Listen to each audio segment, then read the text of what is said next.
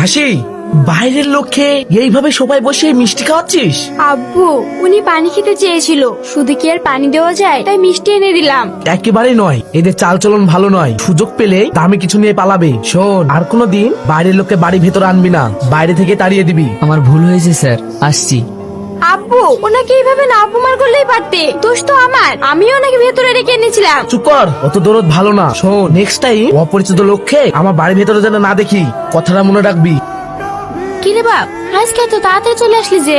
মা, আজকে বেশি ডেলিভারি ছিল না, তাই চলে আসলাম। শোন বাপ, তোর আব্বার বুকের ব্যথাটা আবার বেড়েছে, ডাক্তার দেখাতে হবে। তোর কাছে কিছু টাকা হবে? না মা, এই মাসে টাকা এখনো পাইনি। ও, কাল কিছু টাকা ব্যবস্থা করিস। ঠিক আছে মা। আরে ম্যাডাম, আপনি? হ্যাঁ, সেদিনের ব্যবহারের জন্য আমি খুব লজ্জিত। আমি ভাবতেও পারিনি এরকমটা হবে। আরে ম্যাডাম, এরকম ঘটনা আমাদের মতো ডেলিভারি বয়ের সঙ্গে প্রতিনিয়ত হয়ে থাকে। তবুও সরি। It's okay. আরে, এই অবেলায় আপনি রুটি কলা খাচ্ছেন কেন? কি করবো ম্যাডাম, আমি একজন মধ্যবিত্ত পরিবারের ছেলে, তাতে আবার ডেলিভারি বয়, চাপ নেই, এগুলো খেয়ে অভ্যাস হয়ে আছে। একটু দাঁড়ান, এই নিন, এতে বিরিয়ানি আছে, খান। আরে না না ম্যাডাম, পানি দেওয়ার জন্য যে অবস্থা হয়েছিল, আর এখন বিরিয়ানি খাইয়ে উপরে পাঠাতে চান? হ্যাঁ, অত কথা বলতে হবে না, ভালোবেসে দিচ্ছি, খান। ভালোবেসে?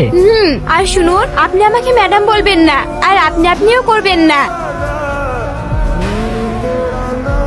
কে ভাই তোমরা, এভাবে রাস্তা আটকে দাঁড়িয়ে আছো? রাস্তা ছাড়ো। আমরা কে এখনই টের পেয়ে যাবি। এবার বুঝতে পেরেছিস তো কেন রাস্তা আটকেছি? ও, আপনি শুনুন, এটা আপনার বাড়ি নয় যে আপনি যা খুশি করবেন। হ্যাঁ জানি, সেই জন্য তো বোঝা পাওয়াটা বাড়ি বাইরে করতে আসলাম। সালা, তুই একটা ডেলিভারি বয় হয়ে আমার মেয়ের দিকে নজর দিয়েছিস? এই থাম, চল। আল্লাহ গো, আমার ছেলেটাকে কিভাবে মেরেছে, ও কি অন্যায় করেছিল এইভাবে মারলো? আমি বলছি, কে তুমি? আমার নাম হাসি। আমি আর সেলিম দুজনকে ভালোবাসি, তাই আমার আব্বুর এই অবস্থা করেছে।